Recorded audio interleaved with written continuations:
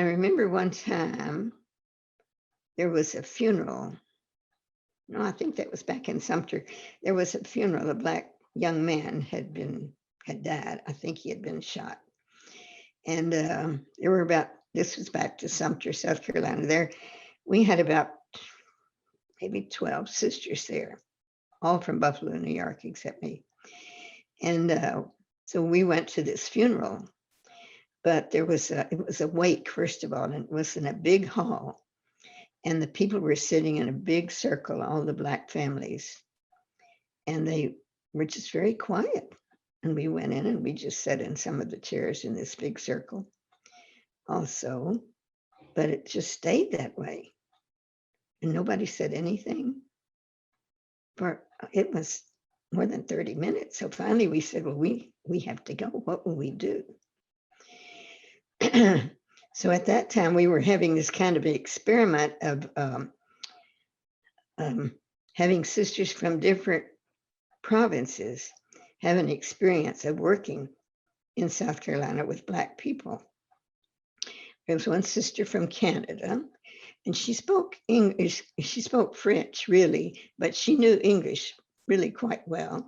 There was a sister from Africa.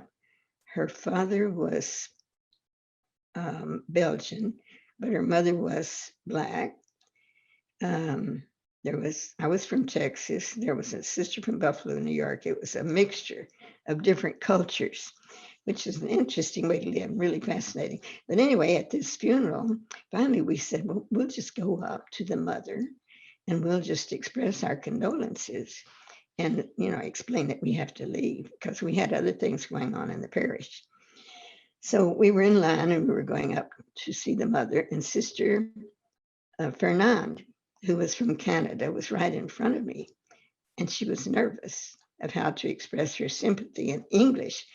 And she said, what should I say? What do I do? And I said, don't worry, your English is good.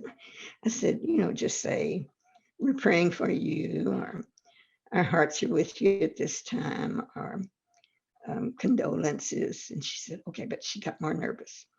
And so just as we got there, and I was right in front of her, she leaned over and she said to the mother who was seated, she kind of hesitated a minute, and she said, congratulations.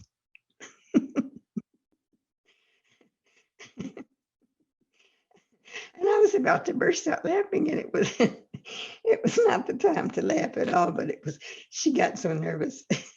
I think she thought she was saying condolences or something. And she said, congratulations.